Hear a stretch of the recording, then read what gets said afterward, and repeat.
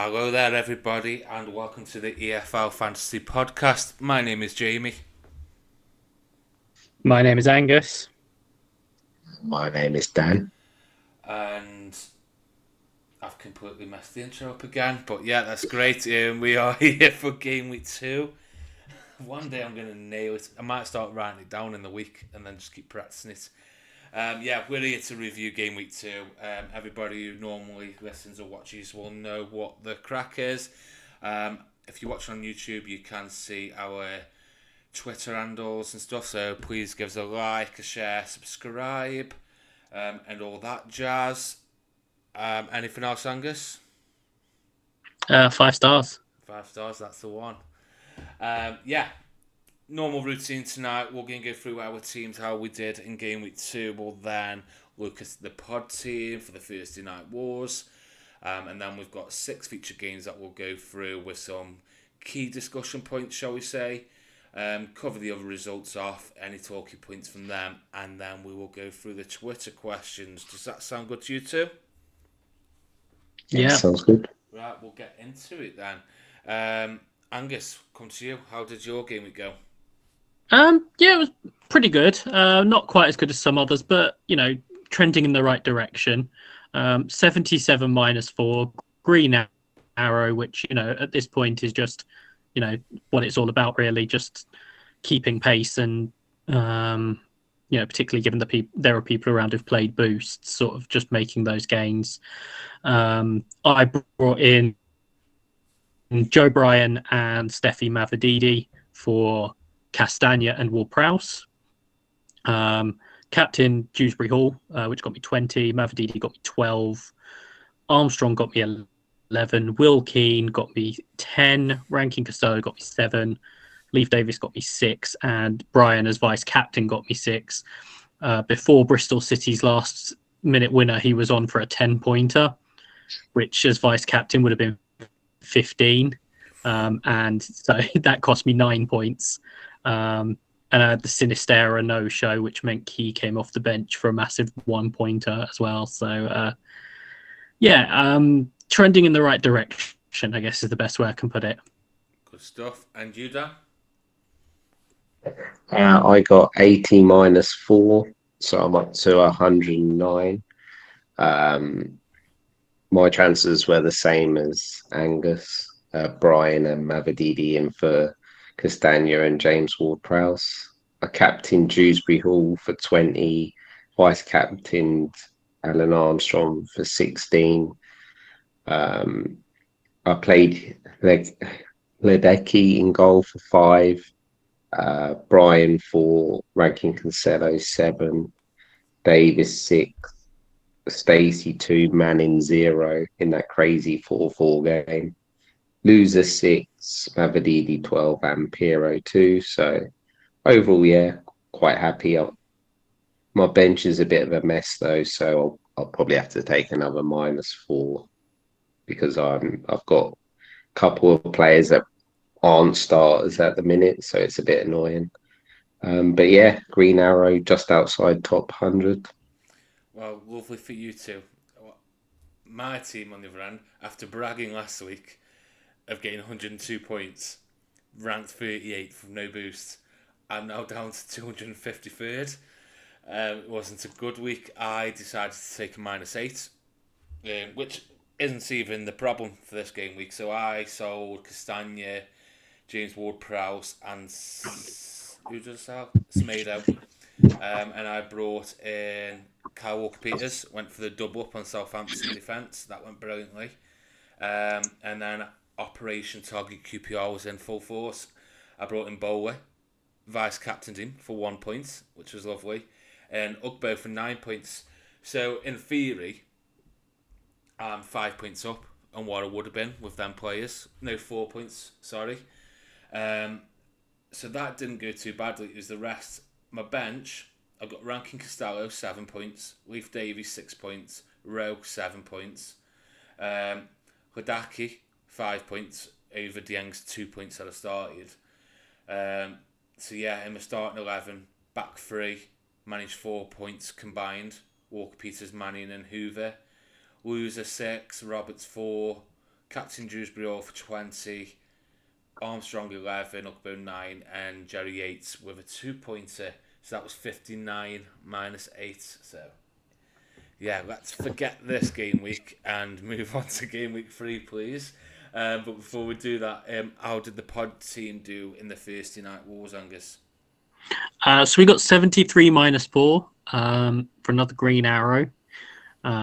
We had sort of Rushworth in goal for 1. We had Manning for 0. We brought in Mavadidi and Walker Peters for Ward-Prowse and Castagna. Walker Peters got 3. Van Evijk from Coventry got 4. Rankins Costello 7. We captained Adam Armstrong for 22. Vice captain Mavadidi for 18. We had Dewsbury Hall, Roberts, Nisbet, and Bayo. It should be said that we were supposed to captain Dewsbury Hall and vice captain Mavadidi, and I forgot to save the armbands, which actually gained us 2 points. I think it was. Admit that then, Angus. But the most important thing is that we won again. Well, it's not a surprise, is it? Really? So we've got 2 wins from 2. It was close again. So we had a net of 69, which is a very nice score. Very nice. Manon and guys on Gaffr both got 66. And the community got 59. Nice. Good start to the season then. Good starts. Yeah. Well, just for the record, last week I might have told people to sabotage the votes. Don't do that, and I definitely don't do that because people who are in it aren't allowed to vote in it. I definitely knew that, honestly. Joel didn't surprise me. Yeah, so don't sabotage the votes, please. Engage appropriately. I think that's the best way to say it. Should we get into some games? Yeah, let's do it. Right, okay then. First game then, Dan. Southampton 4, Norwich 4. Any noticeable lineup information from this one? Yeah, so with James Ward-Prowse apparently leaving, Stuart Armstrong came into the lineup, and Norwich were unchanged. So they still had that attacking front 4 of Hernandez, Sargent, Barnes, and 4.5 Rowe, which is so annoying because I went for James over him, and very frustrating. But before coming to Angus, then, would you have played Rowe? Because I've got him and Today, he's sat third. No. You know, I I wouldn't have played his points all last week, I'm not going to play him against Southampton, so I'm not bothered. And then he's obviously scored again. So is it just one of them? You know, you'll look to bring him in the future. I'm not sure if it's not like a major for me. Like I said, I've got players. I've got Semedo and Vaughan on my bench, which I need to sort out first. So I'll probably just avoid Rowe at the minute. But people who have him in, it's a great option, really. Because you could probably just put him first bench every week, I think. Yeah, potentially. Angus, you are back. Any key takeaways from this game? I mean, there's lots of key takeaways, I guess, when it's this mad. So it's obviously, you know, a massive 4-all. And it started right from the off. I mean, you had Sargent, particularly from a Gaffr point of view, Sargent goal, Stacey assist to start things off. You know, then obviously, you know, one of the main Gaffr assets, Jan Bednarek, equalises. You then have Adam Armstrong with the first of 2 penalties, just to show how mad this game was. You then had Gabriel Sara with a very nice strike, a Josh Sargent assist. Southampton then took a very interesting approach to marking from a corner, where Rowe had just miles of space around him, unmarked header into the corner. Che Adams, but I think it was about 10 minutes after coming on, equalised again. Fastnacht ended up with a bit of a lucky goal in terms of it ricocheting to him, but finished it quite nicely. And then Adam Armstrong with his second penalty of the game in the 97th minute to make it 4-4 in that one. So just a bit of a madness, really. This was a madness because I had poor signal at Ipswich. So I'd seen Bednarek scored and I was like, oh, God's sake, what a pointless goal that is. And then I didn't see the score for ages, and then I saw it at 4-3, and I thought, oh wow. But let's talk about Southampton first. Obviously, he started the campaign with a win at Sheffield Wednesday. Now drew 4-4. What are your thoughts on Southampton and their assets at the moment? It's an interesting one. I think Adam Armstrong is obviously still a good asset. Yeah. Defence feels a little bit of a concern at the moment. I know some people went into Walker Peters this week. A lot of people have Manning. It's a little bit of a concern in terms of this game, obviously, shipping for the way some of those goals came about. I think that would be a little bit of a concern. But the attacking ones, I mean, a lot of people went for Nathan Teller this week. He obviously did nothing. Apparently, his stats weren't great either. So that might be a little bit of a concern. You've got Che Adams sort of lingering, which I don't think puts the pressure on Adam Armstrong. It might change his role. I think it possibly puts a bit of pressure on Edozie. Yeah. But the other one who really emerged from this game again is Alcaraz. Is he the one you'd favour? I think he had something like 8 shots. Yeah, he's not returning, is he? But he's massively involved in both games. So anyone who's owned him has definitely been a bit unfortunate so far. What would you say then about the defence? Because a lot of people started with Manning. I don't know about the full game because I've only seen the extended highlights. But one of the set pieces, Manning and Smallbone were over it, and Smallbone took it. I don't know if that was a trend throughout the whole game or not, because I haven't seen it. But do you know that by any chance? Before we carry on. I'm not 100% on that. No, can only go off what we saw, but that would be a concern because we did think Manning would be on set pieces when Ward-Prowse, didn't we? I think he probably is on them though, but they obviously wanted a right footer to take it rather than the left. I'm probably going to keep him another week. They've got Plymouth, and I've got other fires to sort out. So it's not a pressing matter for me. I don't know about you two. No, I think if it sort of continues as a trend, then I'll be concerned. But particularly with Manning, with the thought that he'll be on some of the set pieces as well and everything, I'm not in a rush. As Dan says, there's other fires going on at the moment, so I'm happy to sort of give it a little bit longer to wait and see with Manning personally. You've got to remember. You must be worried though. Me, yeah, just a bit. But yeah, we are only 2 games in, aren't we? Yeah. So there's not a lot to go off. Obviously, the Sheffield Wednesday game, Walker Peters came away with 6 points in that game. Manning came away with 3. And then this one, 3 and 0. So I'll be honest, I'm quite happy I'm on Kyle Walker Peters. Manning, I'm not that worried about because I know everybody's got him. So it's not just me in that boat. So I'm happy to give him another 2 weeks, let that transfer window close, and then assess it from there. I don't think it's a major concern. Going forward, attacking wise, I'm on Adam Armstrong, and like Angus says, Tally and Alcaraz would be the other 2 main ones. I obviously can't get there because I'm on double defence, but would your preference be Alcaraz, Angus, over Tally?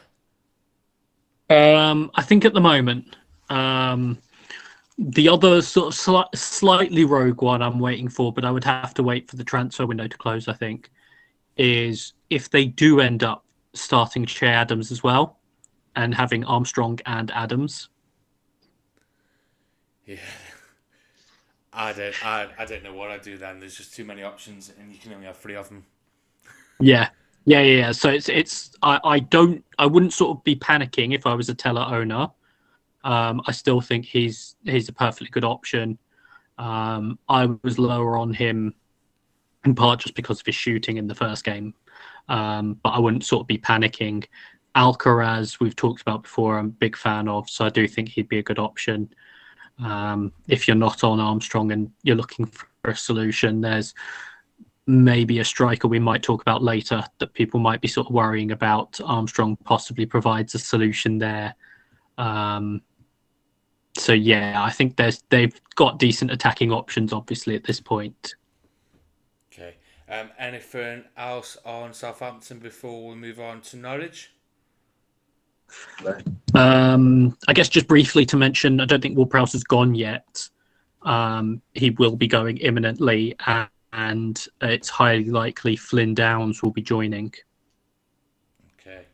Right, let's go on to Norwich then. There's a couple of talking points. Me and Danny briefly mentioned him, Angus, so I'll come to you with this one. Rowe. Yeah. Obviously 10 points in game week 1. He scored another goal in this one, giving him a 7-pointer. What are your thoughts on Rowe? I'm a bit annoyed I didn't start with him, just in terms of having him there. Not that I would have started him like the last couple of weeks, but just the option of having him there to play as and when sort of matchups fit. Whereas, like, I'm never going to start Jordan James. Like, I'm just not going to do it. Like, so it's that sort of, having that extra option versus taking it away that I'm a little bit annoyed about. But I think it is in the territory where you can certainly be looking at starting him in games. Yeah, I agree. I said that last week. I wasn't going to start him at all this week. Didn't even consider it. Now I'm just looking at Norwich's next 4. Millwall at home, Huddersfield away, Rotherham away, Stoke at home. So 4 good fixtures. So he's definitely should be in contention for a starting spot in people's teams, really, shouldn't he, with them fixtures now? Yeah, I mean, maybe not the Millwall game. Yeah, I agree. But the other ones, certainly. Okay. Stacey, your thoughts on Stacey? Quite a few people started with him. Good fixtures coming up. He got an assist yesterday against Southampton. Still keen on Stacey? I am. I played him yesterday. He obviously got the assist for the Sargent goal. It's a bit annoying. I think he got booked and they obviously conceded 4. So it's a bit annoying because a lot of people benched him this week, and he started well, so I was hoping I'd get gain from that, and in the end, I didn't gain anything from it. So that's a bit annoying, but might not play him in the Millwall game just because I've got a benching headache probably. But with the fixtures coming up and how attacking there, we saw him against Rotherham. He was basically playing winger. So yeah, I'm happy to keep Stacey. Okay, and then there's one man that a lot of people are talking about, asking, well, we've had quite a few questions on him, is he worth buying? And that's Gabriel Sara. So for those on YouTube, there's a graphic on the screen. It's just showing a comparison stat, really. So goals, he's got 1, which is joint 10th, assists 1, joint 2nd. Obviously, we don't really give him off that much in 2 weeks. But key passes per game, 6.5. That's the best in the league so far. And points-wise and Gaffr for midfielders, he's got 21, which is the second best. So I'll let you two take it away. Sara, is he a good buy? Absolutely. I mean, we talked about him before the season, about sort of how good he could be. And he's only gone and proven that. I think first game he got top bonus without an attacking return. He's obviously done very well in this game. He's shown sort of all the way through that he's so involved as well. I think that's the big thing. in everything they do. He's on all the set pieces. He's central to their play. Very good technically. Whether he's playing deeper or more advanced, I think he's a very good option. Yeah, Dan, do you agree? Yeah, like I said, we spoke about him at length throughout pre-season. I think we wanted to see what Norwich were like, and they hammered Rotherham first game, and they've went toe to toe with Southampton, and he's been playing a key part on set pieces.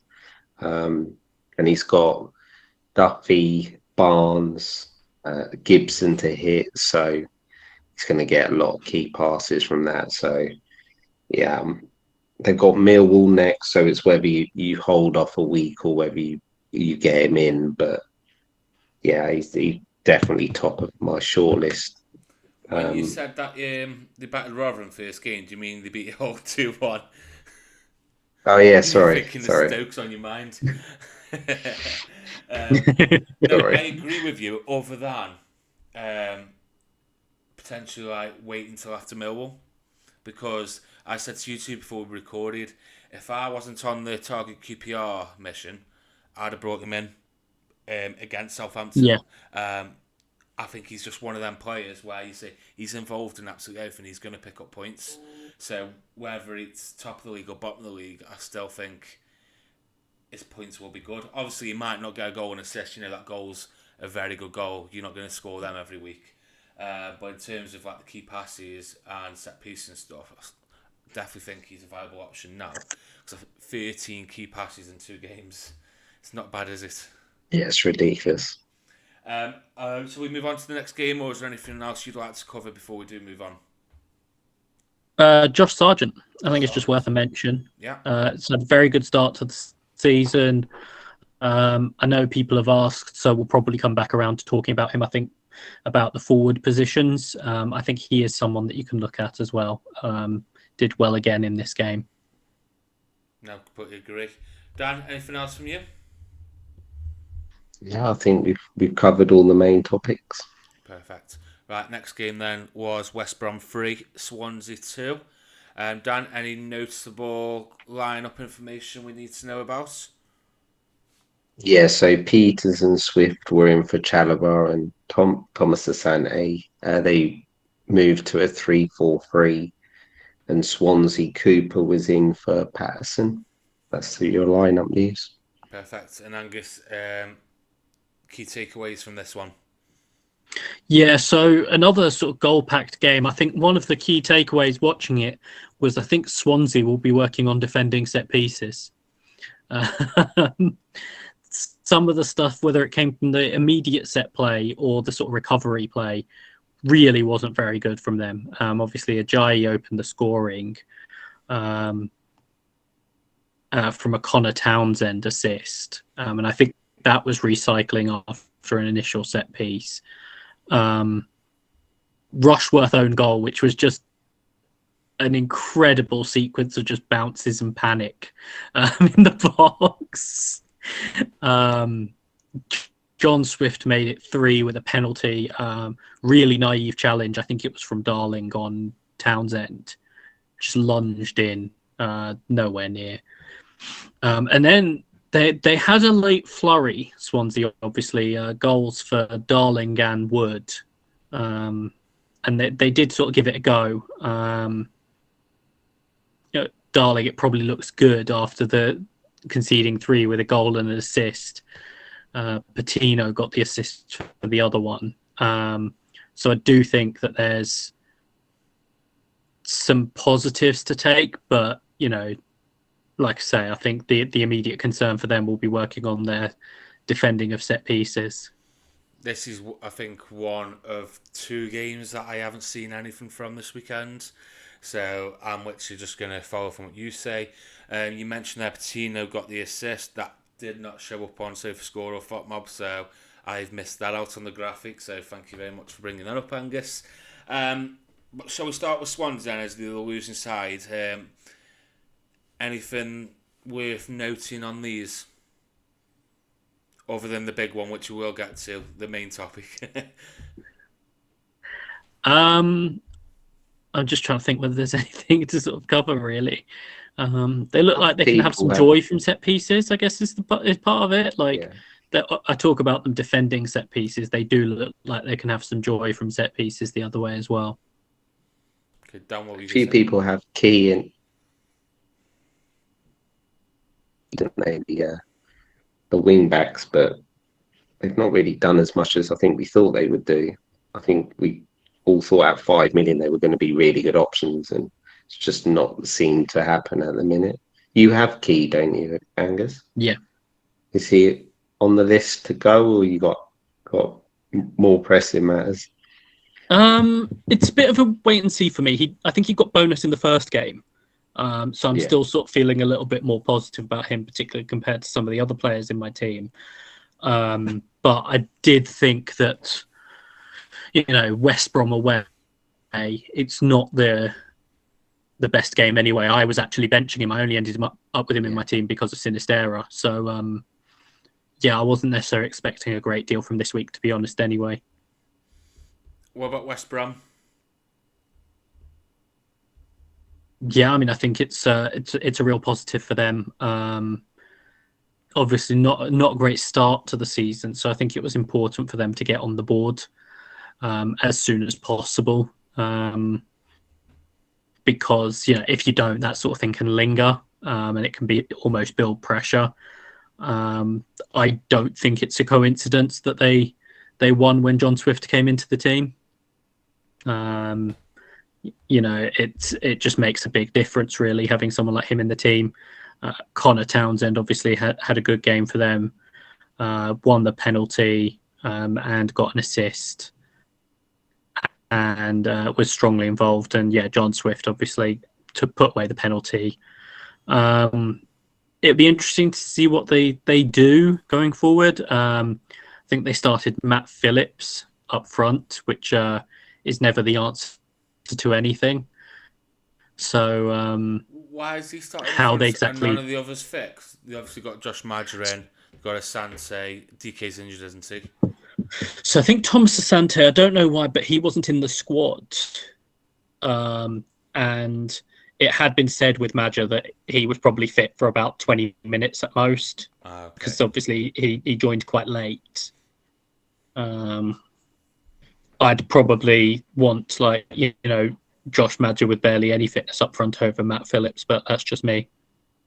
No, I'd say they've got 2 tough fixtures coming up, so it's worth waiting on them. But they've got Leeds and Middlesbrough who aren't doing well themselves, so I still don't think there's anyone there for me from West Brom.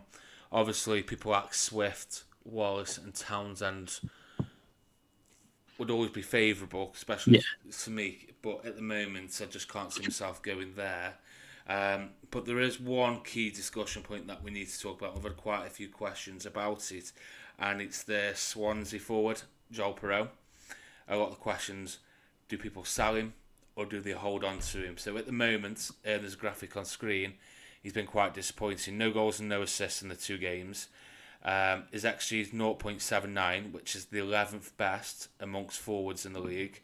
And points-wise in Gaffr, he's scored 6, which is the 23rd best from forwards in the league. His next 4 fixtures, Coventry at home, Preston away, Bristol City at home, and then Cardiff away. Talk to me about Joel Perreault. It's an interesting one with Joel Perreault. He obviously hasn't started well. I think he was anonymous for quite a bit of the first game, and then he had a period where he really burst into life. We know the quality he has. Obviously, I think it's interesting with the style change, and I think it actually, is better probably for Jerry Yates than it is for him. It's probably more of an adjustment for him. But those fixtures that you're talking about, they're not bad. No, they're not. So I think if you're already on Joel Perreault, there's some quite nice fixtures there. And so I'd want to give it at least another game or 2 before I did anything. And that's not to mention the fact that he might get a move to a better team in the division, and all of a sudden, someone like a Leeds, particularly if he helps, obviously improve their situation, you've got the striker for Leeds instead. But I think even at Swansea, he's obviously a good option. But I think, yeah, some of those fixtures, particularly compared to the fixtures he's already had, I'd be wanting to see a little bit more before I panicked on that. Okay. Dan, you own Pro, don't you? Yeah. As Angus has said, I think I'm going to give him a few more weeks. He's proven at this level. Unfortunately, he did score 2 goals in the League Cup, but that doesn't help. Obviously, in Gaffr, I've got other fires. So Piero, who scored 40 goals in 2 seasons, I think he's earned maybe a bit of patience for him. But I can understand if it enables another move, people might want to do it. But Well, the thing is, I'm he's 10 gonna hold million, fire. isn't he, Dan? So Yeah, it's a lot of budget for someone who's not scoring. But like you say, it's Joel Pro. He scored 40 goals over 2 seasons. We're always going to say, he can do it. Like, he's a good asset. But he's not returning at the moment. So you could probably say you hold him. You could probably excuse him against Coventry. It's not an easy game. It's not a really tough game, but it's not an easy game. But then, do you go into Preston with the same mindset? Okay, I'll give him Preston. If he doesn't, he's got Bristol City and Coventry ahead of that, which are 2 really good fixtures. Are we going to be sitting here in 2 weeks going, he hasn't returned in 4 games, but he's got Bristol City and Cardiff in the next 2? I think it's a really tough one, and I'm glad, I'll be honest, I'm not in that position. Because I wouldn't know what to do. Yeah, I think I probably feel the same. I mean, it's easy for me to say now, but I also felt it before the season in terms of personally being slightly higher on Jerry Yates, particularly in terms of covering the price difference. But we know what Piero can do, and those fixtures I wouldn't necessarily be looking to move away from either. As you say, I think that's the real key there.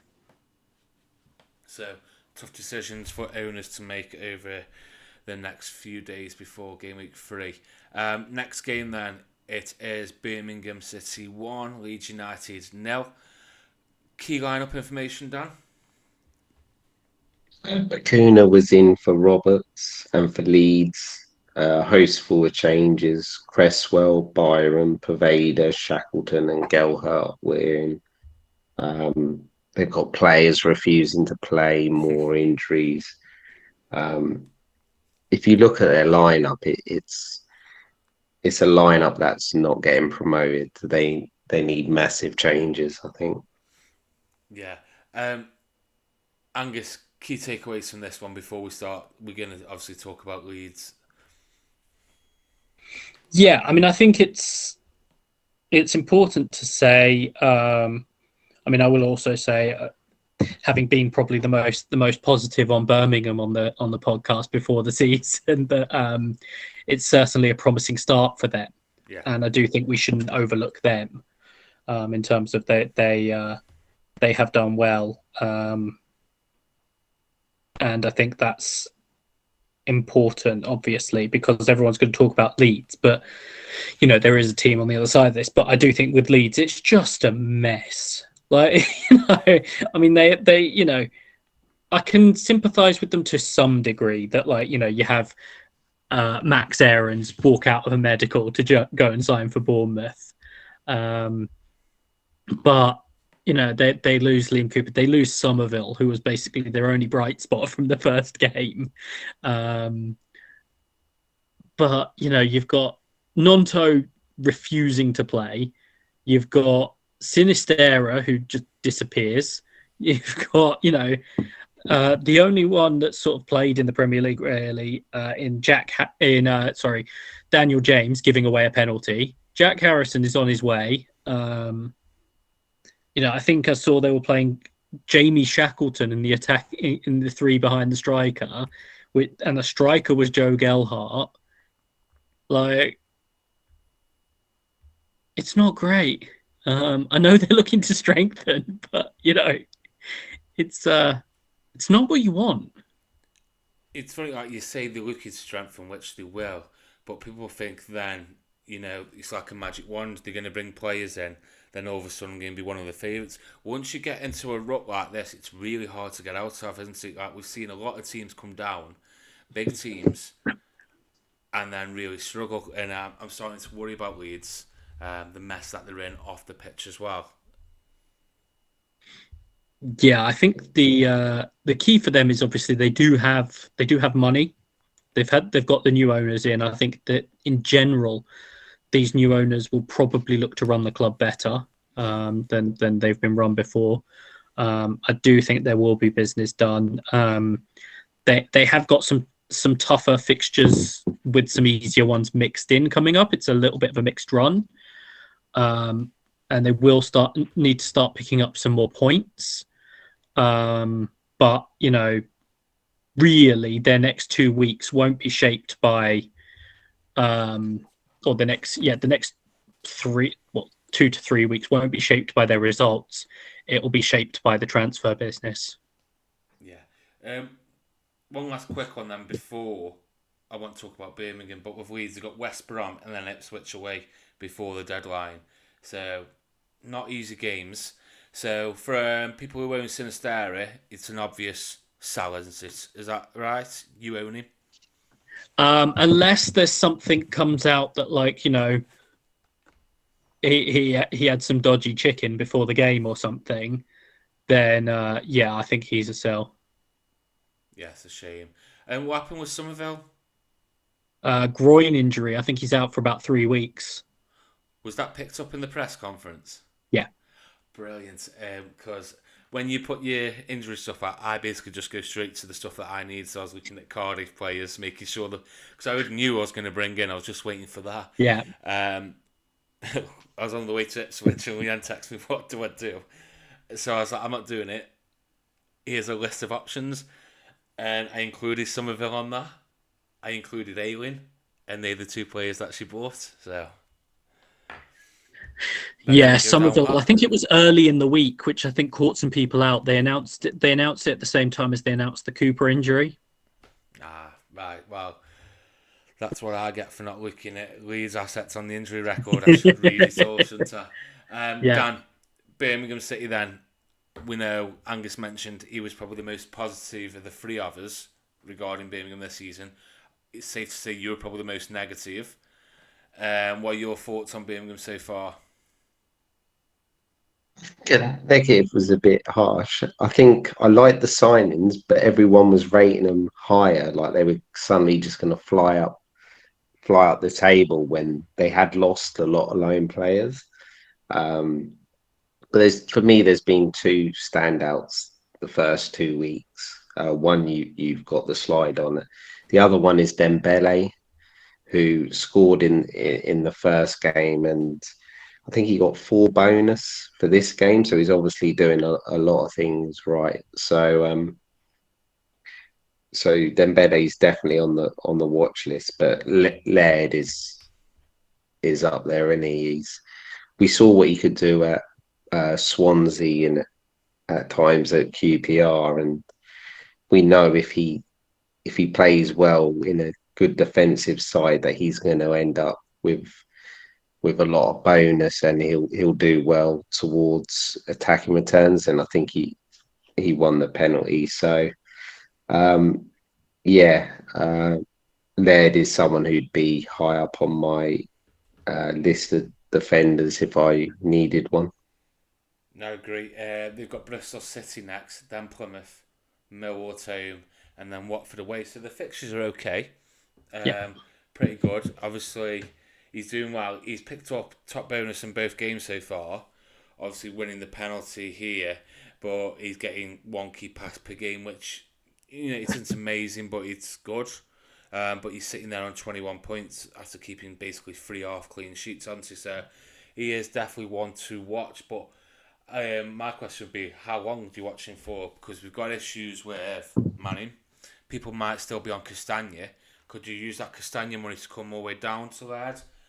What is he actually? 5.5. 5.5. 5.5. So it's potentially going to go up this week, I'd imagine, to 5.6. But you could come down to that, couldn't you, from Castagna? Yeah, for me, like I said, he would. Um, it was him and Brian were the two options for me last week, and I just edged for Brian because I normally always avoid Millwall players because they're expensive, but I wanted this season. I'm trying to get assets who I know are probably going to be reliable, and then when I work out a solid 7, 8, I can start taking punts. And I probably thought Millwall and Brian would be a bit more reliable, whereas maybe I should have just gone straight to Laird. Also, they did have Leeds, so that sort of didn't help either. No, I completely understand. Anything else either of you'd like to cover from either of these teams?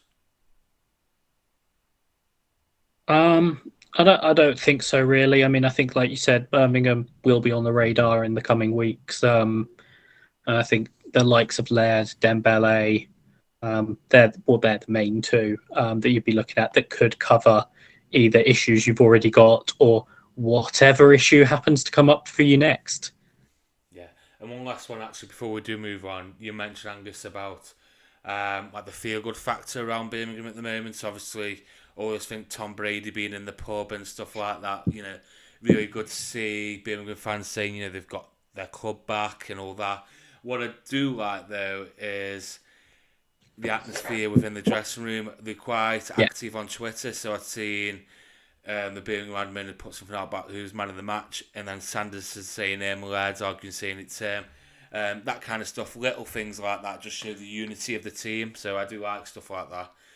But we will move on now though, and it is Rotherham 2, Blackburn 2. Line-up information, Dan.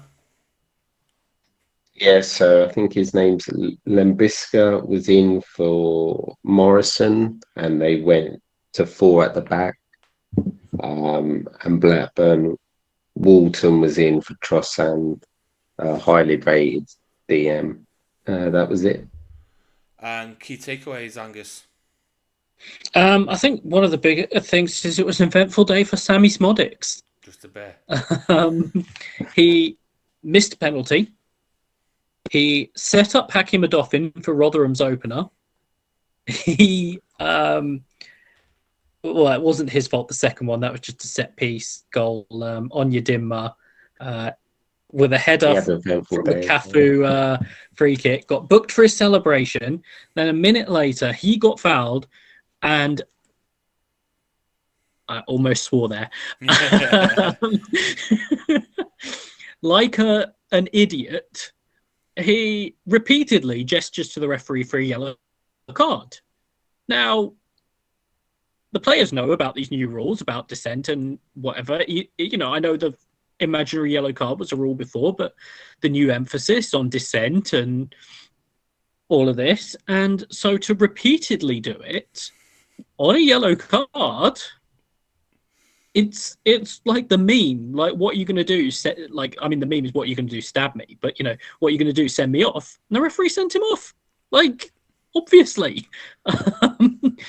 And then, so Onyedinma played his part. And then it went back to Sammy Smodics' time where he got the first goal. And then he got a second. And I think, there was the thought that they could then go on and win it, obviously, against 10 men. But yeah, a bit of an eventful day all round, really. Indeed. Rotherham, I don't think we're going to cover anything with Rotherham, no disrespect to them from a Gaffr point of view. Blackburn, Rotherham? Or are you being sarcastic? I mean, for starters, given that he scored, Adoffin. Okay. 4.5. People looking around for 4.5 mids. Yeah, you've got Rowe. I didn't even consider that, so I'll let you to take this one here. I mean, he popped up a few times with goals last season. So, he is someone that will occasionally get you something. I'm not sort of, saying, oh, yeah, he's the best one, because he's not. But I just thought it was worth a mention, given that he's 4.5, and he took the goal quite well after Smodic set him up. Okay, Dan, have you got anything from Rotherham? I want to mention Fred on your dimmer, but should he have got booked for the celebration? I, for me, I that's thought it was ridiculous. so. I thought it was soft. I'll say that. However, he Yeah, had been that is booked and stupid. then did all that. Like it'd be different if sort of like it'd be different. For example, if the flashing the imaginary yellow card was his first yellow, and then he got the second yellow for the celebration, I would feel he'd Yeah. been more harshly treated. Okay. Blackburn, what would you like to discuss with Blackburn? I mean, I think there was a little bit of concern about him after the first week. Joe ranking Costello. Yeah, I benched him because I was just like, after game week 1, I was like, oh, I followed the hype of everyone on pre-season. This is a nightmare, so I benched him. So, yeah, I got what I deserved, didn't I? Yeah, I mean, I think there's a question about me being the ringleader of hype on another player. I was certainly the ringleader of the Joe Rankin Costello hype. Um, but yeah, this was much more like it in this game. I mean, even just down to the penalty that Sammy Smodics misses, it's Rankin Costello that wins the penalty, and he's way up there in the penalty area. I think on the wrong side from where he should be. Um, he just found his way up there, and it's just great. This is what we were looking for from him. But he won the penalty. He had two key passes, so three shots. So he featured well in the bonus. Um, this is more what people were looking for from him. Um, if you look at his heat map, that's the other best thing. There's a massive red patch basically on the opposition's like byline, just outside the right hand side of the area. Which again, people were concerned after the first game. This is what we were talking about with Rankin Costello in terms of his positioning as well. Yeah, so I don't think I'll be making the mistake of benching him anytime soon. They've got Hull at home next, Watford away, Plymouth away, Middlesbrough at home. So looking at the fixtures for the next 4, they're pretty good, really, aren't they, for them? Yeah, I think that's the thing. Like it wasn't going to be a panic for me anyway, but it's just they have a decent fixture run for a bit, and so I think he's a very nice option to have. Anything else on either of these two teams from you two? No. No, I don't think so. Okay. Next game then, I had the pleasure of doing a 9-hour round trip for Ipswich 2, Stoke 0. Key lineup news, Dan? Ipswich were unchanged, and Stoke started Chiquinho as Brown had big transferred to Luton. Key takeaways, Angus.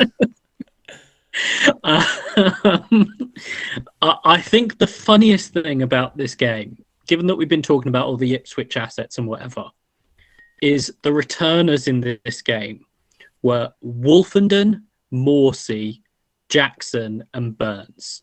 Burns is the only one we've mentioned at any point. The other three, it's like if you could pick three of the least owned Ipswich assets, you would probably have found them there. Yeah, no, I think you're absolutely right. Just going to the next one. Wes Burns will be the player, like the featured player from this game. Because, like you said, he's not the one of the few who we've been speaking about in pre-season. He had 2 shots, 5 key passes, big chance created, and taking home 11 Gaffr points. So, rather good day out for him. But in terms of Ipswich, though, we'll speak about them. They've got QPR next, which we were talking about the target QPR thing, but they obviously went and beat Cardiff. They've then got Leeds, Cardiff, and Sheffield Wednesday. So, absolutely great fixtures, and they're looking very good, aren't they? Yeah, I think that's the thing. Obviously, I mean, we can talk about that goal. That is the sort of thing that obviously they are capable of. But yeah, I think they've got a nice run. Lots of people will be looking at the likes of Davis. Burns, I think, does put himself on the card. People have midfield issues. I think you can do a lot worse than Wes Burns at this point. And then you've obviously got Chaplin, Broadhead, and Hurst, who are all forwards. So I think they are very much on mind for a lot of people at the moment as well. I wish I hadn't wasted an Ipswich spot on the keeper. I'll be honest, not because he's a Yeah, bad I'm asset, regretting that. but I wish I could have 4 or 5 Ipswich players at the moment. yeah, I wasn't on with the hype at the beginning of the season based on I didn't watch them at all last year, so I was like, surely they're not that good. They are actually pretty good. I've witnessed them firsthand now, and I was very impressed by Ipswich. But in terms of the assets that we should be looking at, I know we spoke about them loads in pre-season, so we won't do too much on them. But if you were looking at assets to pick now, who would be your favourite ones? Davis, obviously. I think he speaks for himself. Um, I like Wes Burns just because I think that midfield spot it's difficult with the other three that are all forwards. And so I think with some of the issues with midfield, particularly with some of the, what do you do with Southampton, the Leeds guys disappointing, etc. I think he could be a nice option. And then the forwards, I go back and forth between them. Um, I'm not convinced about George Hurst personally. He's already looked better than I thought, but I'd be looking at Broadhead or Chaplin personally. Yeah, Dan, your thoughts? It's similar to Angus, to be honest. Not a fan of Hurst, so it'd be between Chaplin and Broadhead. I know we were talking briefly, and you were surprised that Broadhead done as well on the bonus because you didn't think watching him live he did that much. Yeah, there was times when I forgot he was on, but then I spoke to you two this morning before I'd looked at the stats, and I said Hurst and Chaplin, they're the ones who stood out to me, and obviously Burns, but from the forwards it was them two. But then when I looked at the stats, what was it, 3 key passes for Broadhead? I couldn't tell you what passes they were, I forgot. But the transition that fast, it's just like blinking, you've missed them. They're that fast, so Broadhead would be my favourite one, but I'm expecting Chaplin to go off soon in the next few weeks. I think he will get some good scores, and I really liked Hurst. I wouldn't pick him as a Gaffr asset, but I think he'll score some good goals this year. I think he's a good player. But yeah, anything from Stoke? Nothing worth talking about from them, is there? I mean, Chiquinho starting, I guess, because people have been looking at him or had him. I guess that's about it. They might look somewhere else now. He got hauled after 30 minutes. I don't think that was his fault entirely. We just couldn't keep hold of the ball. Every time we got it out, we just lost it again. So he brought Wesley on just to try and hold the ball up and just get the ball stick to him a bit. And that meant Mai went out wide because he was useless through the middle. Felt a bit bad for Chiquinho, but yeah, I think if you were looking at a Stoke asset, Hoover's the best option. And then if you wanted an attacker, Vidigal, he played well, didn't get a return, but he did play well. So, yeah. Anything else on Stoke from you two? I don't think so. No, okay. Last game then of the feature games, it was the lunchtime kickoff. Coventry beat Middlesbrough 3-0 at home. Key lineup information, Dan? Yeah, so obviously midnight, was it Friday midnight? We had the sale of Hamer to Sheffield United for about 15 million. So Van Ewek came in, which moved. He's a right wing back, so that moved Eccles into centre mid. Hadji Wright was still on the bench, and for Boro, I was quite surprised with the lineup. Jones and Silvera came in for Force and McGree. Akpom wasn't even in the squad. We think he's going to Ajax. So yeah, for me, their best striker, Force, just not in the squad. And yeah, just they're still playing Matt Crooks, who he's a decent squad player, but he shouldn't be getting in this Borough side over Force and McGree. No, I agree. Key takeaways, Angus? We thought the first 2 games might be rough for Borough, and they were. I didn't manage to watch any of this game. Obviously, I was going to the Arsenal game, but it didn't go great for Borough. Obviously, there was the I think it was penalty for, was it for Godden's goal? I forget, or was it just a goal this time? I've already forgotten. No, it was a No, it was just a regular goal. And he just Yeah, snapshot at 6-yard box. yeah, that was it. Had you right, obviously with the second getting his first goal for Coventry, and then an own goal for Lenihan. It was a Godden shot across or cross shot or something like that that Lenihan deflected in. Obviously, not a great game for Borough. We've spoken about the lineup issues. I was particularly vocal in our chat about the idea of Matt Crooks starting. I thought they'd sorted some of the issues with Jones coming into the team in particular and Silvera. I don't get the Matt Crooks thing. I'm sorry. I just don't. Rodgers, I feel sorry for because he's doing his best up there. He's not a striker. Yeah. He had some decent chances, in fairness to him. I think that's the thing that might go overlooked in this, particularly with the scoreline, is Borough had some decent chances, particularly Rodgers and Silvera. I think there was one. Was it Jones found Silvera? Mr. Open goal. Yeah. Yeah, And Mr. Open goal, didn't he? Yeah, so I think that's the thing, I guess, to bear in mind, particularly for both sides, actually. Borough were still creating chances. They just need players that are better capable of taking advantage of it.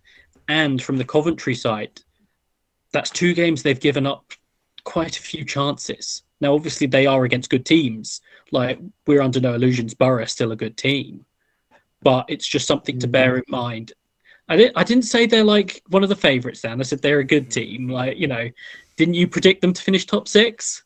I did, but I was hoping they were going to sign some players. There you go. You predicted them to finish top 6, so they're a good team. But so does that continue going forward? It would be interesting to see. As was mentioned with Borough, they're obviously selling Chuba Akpom. They are bringing in a new left back, a new striker, and they're apparently bringing in Chris Willock as well. Do we know who the striker and the left back is? Left back is a Scandinavian guy. I can't remember his name. Brilliant. The striker is from Atalanta. He was on loan in, I think, Switzerland last year. I wouldn't have a clue then. So his name is Emmanuel Latte Lath. He's an Atalanta player. He was on loan at St. Gallen in Switzerland last season, scored 14 goals in 31 games for them. So decent, potentially, but not exactly the most proven track record. And that's the thing when you're bringing players in from that foreign market, you don't quite know, do they? If they're going back, they could be like gems and be the next big thing, and they make a big profit, but you don't know. But I'm worried about Boro. I didn't watch this game properly. We had it on the phone on the coach. Then we were losing signal a lot, so I couldn't really watch it properly. But that first half, you mentioned there about that front three, and it's just the creating chances, but the crap. Like, they're not strikers. Like, they need that striker there, and yeah. I'm not saying Rodgers or Silvera or Jones are bad players. It's just they're not strikers, and Jones needs a proper striker to work with, I think, in particular. Yeah. And I also think with Rodgers as well, we saw on the highlights that solo run that he had, there's definitely talent there. You mentioned Croots coming in. I just don't think they were very good, and I probably would have had him in my top 6, but I don't think I would now. And I know that's easy to say, after 2 games. I'm not saying it cut off the back of that. But when you are losing players like Giles Archer and Ramsey, the 3 of the better players in the league. And unless these players that they're bringing in are unknown gems, I don't know. Maybe it's just reactive things to this game. And they could go win next week, and then I'll be backtracking quickly. We'll see. But yeah, I wasn't impressed by Boro in that first half. Coventry, scoreline flattens them. Would you say it's fair? Probably. I've been impressed with Coventry in the first two games. When you think they've lost Hamer and Gyökeres, they've basically had to build a brand new defence. And from what I've seen, they were basically equals last year. And Coventry, whereas I thought they might drop and Borough stay, is actually been reversed. And Coventry are actually starting to play a bit different. They're actually becoming a more possession-based side. We know last year they were massively reliant on Victor Gyökeres just countering and basically doing it all himself, and then setting up Hamer. Um, if you were to tell me now, I'd say Coventry would be the one that would finish top six, and they haven't even started spending the money from Hamer, where they might bring in two or three more players. So, and they've got the best manager in the league as well, in Robbins. Okay, from a Gaffr point of view, then, before we move on, Middlesbrough, we've got Huddersfield, West Brom, QPR, and Blackburn as the next four. So we always said that we'd look towards them after them first two. Would you be looking at anyone now? Because I can't pick anyone else to at once. You can't go near them. They can't defend at the minute, and they're not settled up front because McGree and Force should be playing. I mean, I just don't know why they were benched. And if they're bringing in new players, it's going to be even more up in the air. And I just think there's more reliable assets from other teams. Do you agree, Angus? Yeah, I mean, I talked up sort of Morgan Rogers before the season, and I think there's clearly a talent there, but I couldn't advocate for him over others at the moment. There's some potential options there. Particularly, I think they were one that were going to take slightly longer to settle in, which is part of why I'm wary about making too many assessments of them early on, even though it has been bad. But I think that's where, as a knock-on in Gaffr, we're not really looking at them at the moment. And what about Coventry? Their next four: Swansea, Sunderland, Watford, and Hull. I think you're looking probably throughout their team at the moment for players. You've obviously got. You probably wouldn't go for sort of the centre backs, just because no one really wants a centre back, obviously. But I think Van Ewijk, even though he went off early, seeing him get forward, I think he's an option. Watching the highlights, there are a number of first half highlights where he was right up there. I like Jay Da Silva, and then Casey Palmer, obviously, one of Jamie's favourites. Sims obviously hasn't quite hit the ground running, but I think is still, a decent striker. You've got Godwin, you've got Wright. I think there's some real options there for from Coventry.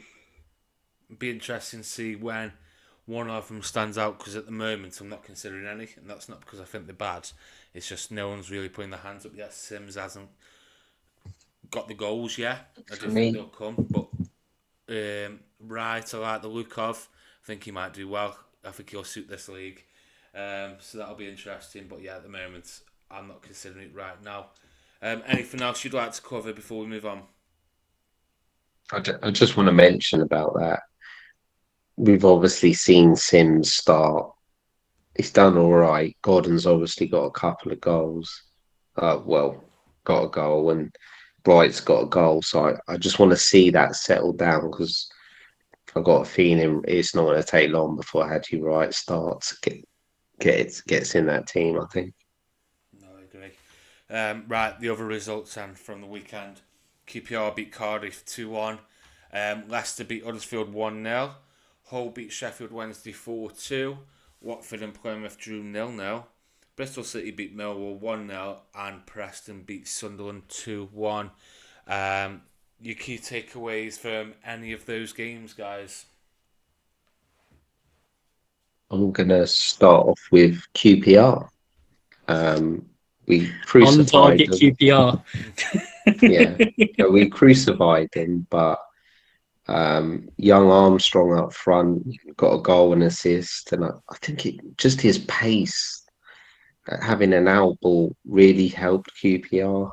I think he's 5 million in the game, so I'm not saying he's an option, but yeah, he definitely offered them something different going forward. Angus?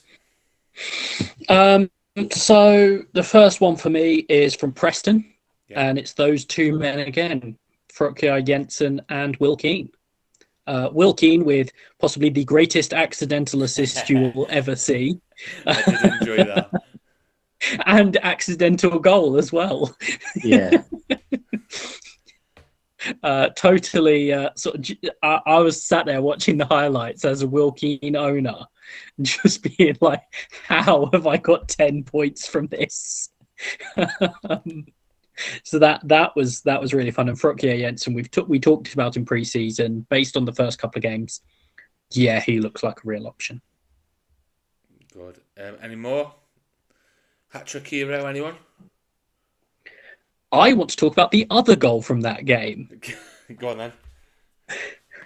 So I thought it was bad when I saw that Aaron Connolly had scored. Let Aaron Connolly score. That's bad. I then saw the goal. Great and the assist. Sheffield Wednesday player has managed to play like a 30-yard ball, taking his keeper out of the game to give Aaron Connolly a tap in. It's an incredible ball, just, for the wrong team. But hat-trick hero in that game. Yeah. We've gone so long without talking about someone who scored a hat-trick. He wants in the future games because I just don't think we'll still be going there, but it's still pretty impressive, isn't it? Yeah, absolutely. I mean, we were talking, I was talking to another chap. Ozan Tufan has these games. We saw it last season. Does he? He has these big games. The problem is the consistency of them, but he is capable of these sorts of games. You see with the a couple of those finishes, those are top draw. Yeah. And Leicester, we haven't spoke about them. Obviously, they beat Huddersfield 1-0. Anything from them? Dewsbury Hall and Mavadidi. Yeah. Keeper's fault for the goal. Yeah, I was about to say Shocking, that is. Those on both. Thank you cards to Lee Nichols. Yeah. Yeah, he's had a mare the first game week as well, Nichols, didn't he? So yeah. When I saw, I didn't realise it was a trend. Like, it was quite a template move.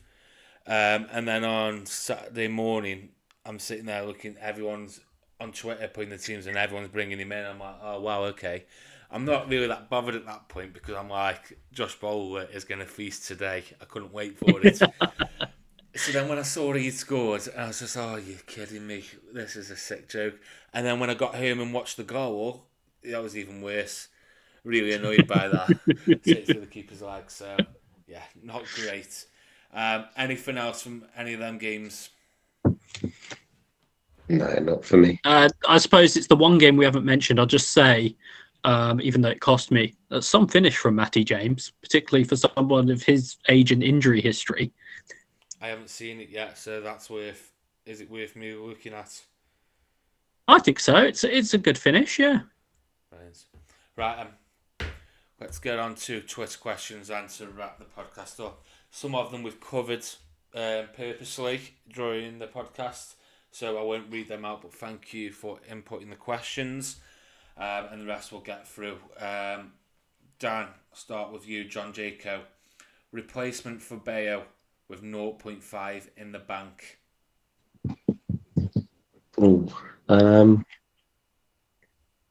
Think I'd be looking Ipswich if you don't already have one.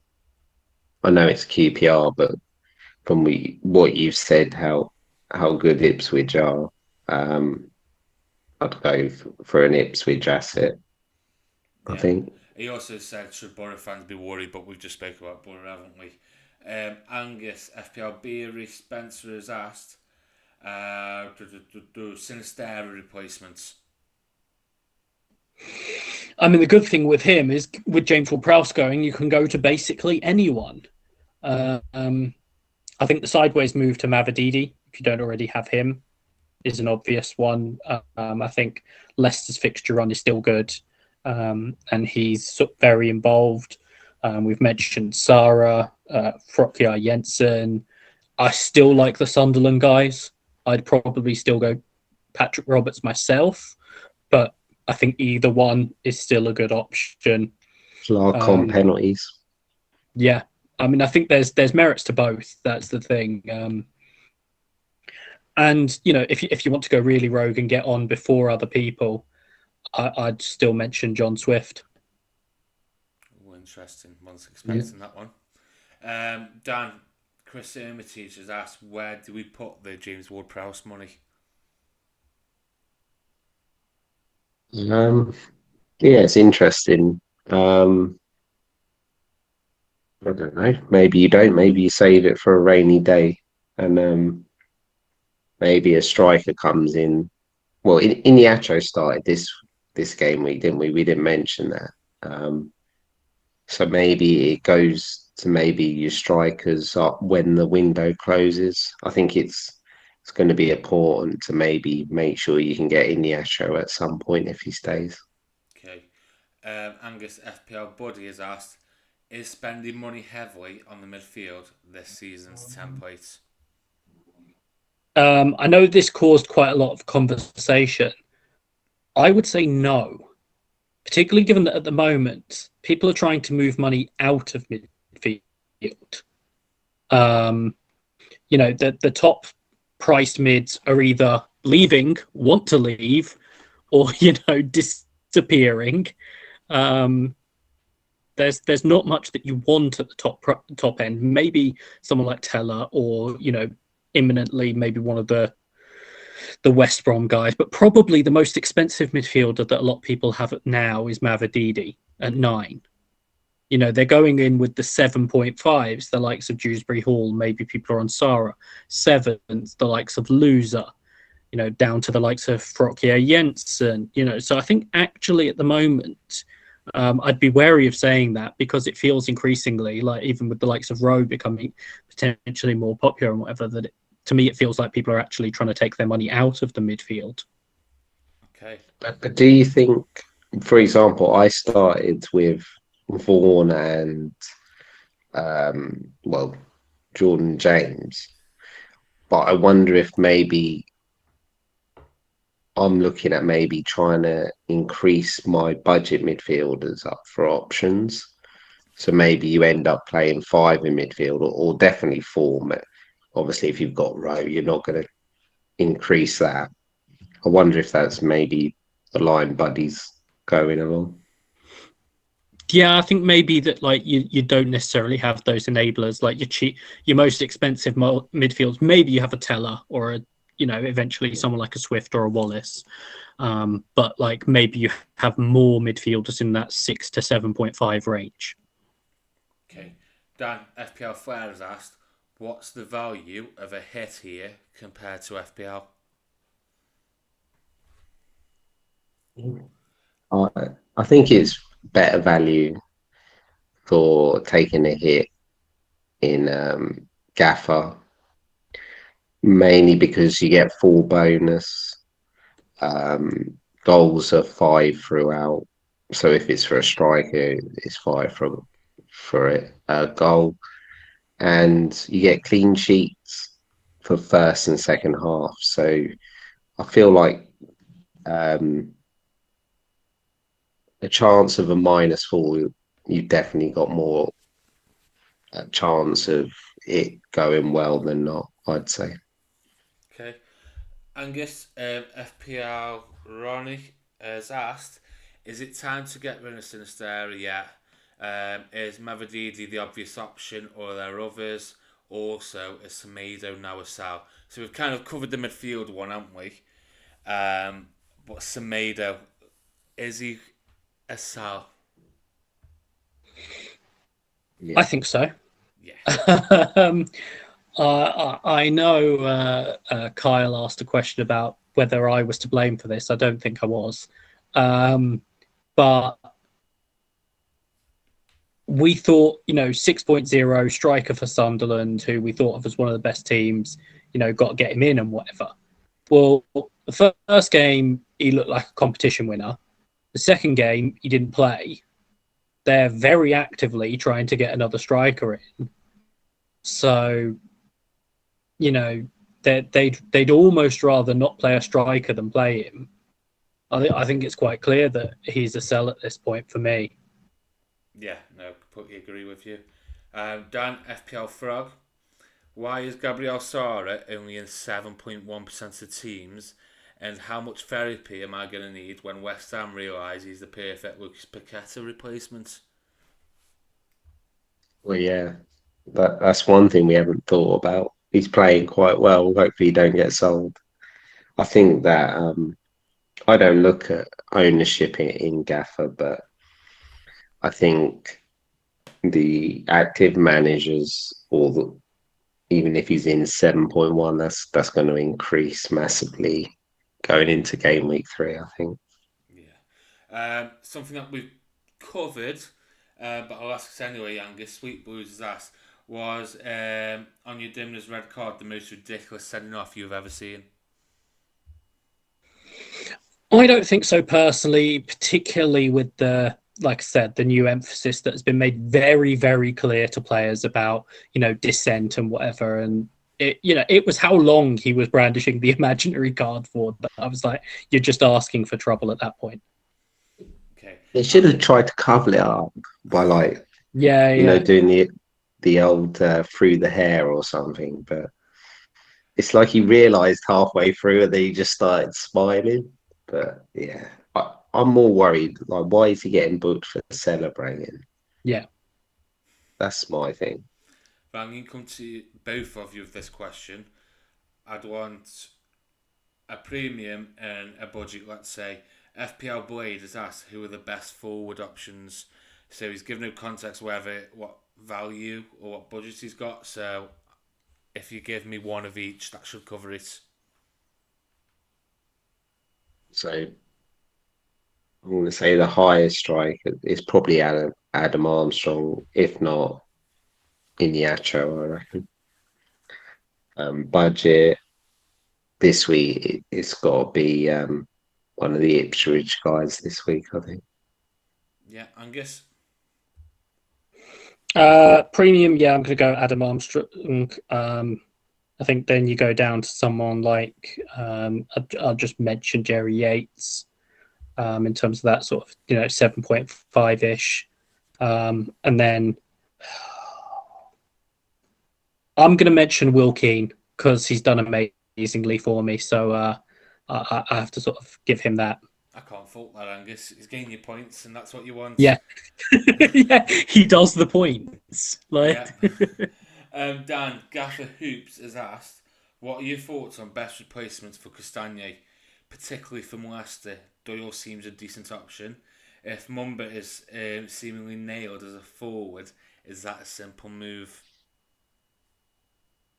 Yeah, I'm not sure about Leicester, just the way that they're lining up.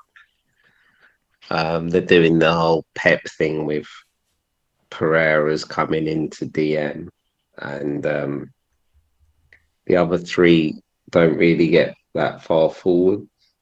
So I would probably avoid Leicester at the minute.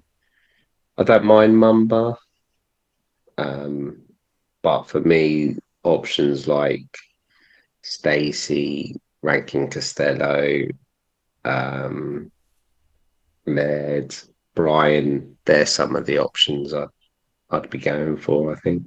Okay. Angus, FPL Commander, has asked a question which we basically covered, but there's a bit to it that we could answer. The three problems in my team are Sinisterra and Lewis not getting selected in the last game, and Semedo, which was a total punt. Which two out of those three would you transfer out as priority? So Lewis, Semedo, and Sinisterra. Who'd be the two you'd get rid of first? Sinisterra and Semedo. Yeah, I agree. Lewis is likely to come into the team soon, isn't he? Yeah, I would assume so. I haven't seen much about an update on his condition, but yeah, I think he's the most likely to actually play at any point. Okay. Name cannot be blank, as that's a question we've covered really. Sinisterra and Semedo replacements. particularly Semedo, as there's a lot of standout midfield options, but forwards feels a bit all over the place.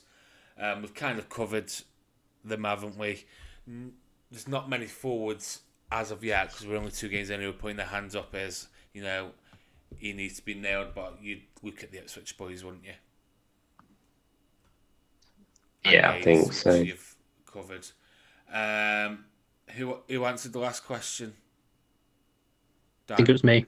Oh, was it you? Okay, so last 2 questions, then I'll go to Dan on this one. Jaskar and Singh. Is Sara a generally good asset? I didn't read that first. Yes, we've covered that one. He is a very good asset. So Dan misses out on his last question. Angus, I'll come to you for the very last one. Fantasy Worldwide. Mr. Worldwide. With 2 transfers, which teams should we target offensively? The good ones. Which are? Particularly in terms of offensive players, I think you're looking at Ipswich, you're looking at Leicester, you're looking at Norwich, Sunderland. you're looking at Southampton, you're looking at Sunderland, and you could maybe look at Swansea as well. Yeah, I think that covers that. And that is all the questions. So thank you very much to all the people who have submitted them questions. And I think that's a wrap on Game Week 2 review, isn't it? I think so. Nothing. I can't think of anything else. I always forget anything anyway. But I can't think of anything else that we need to cover before we go. No. I'll say to be confirmed. There might be a Super League pod this midweek, but hopefully, because I'm going to need one before Serie A and Bundesliga starts this weekend. So that'll be handy. Yeah. I think if people haven't listened to it, particularly the predicted lineups pod, I will say, based on the lineups so far, I think me and James did quite well predicting those. So if you haven't listened to that, or if you want a refresher, particularly on the teams, it's still relevant as well. But I'll confirm whether there's going to be one this midweek as well. Brilliant. Right, that's wrap then. No midweek games this week. We haven't got them for quite a few weeks yet. So the next podcast will be next Sunday to review Game Week 3. That will be out Sunday night / Monday morning. Angus's injury spreadsheet will be out probably on Friday. It is a Friday deadline this week, isn't it? Or is it Leeds? That's a very good question. Brom, I think. Leeds West Brom. Right, okay, so Friday night entertainment sorted. Thank you very much for listening, for watching. Please do give this a share, a like, subscribe, everything I said at the beginning. Thank you very much, and goodbye. Goodbye. Bye.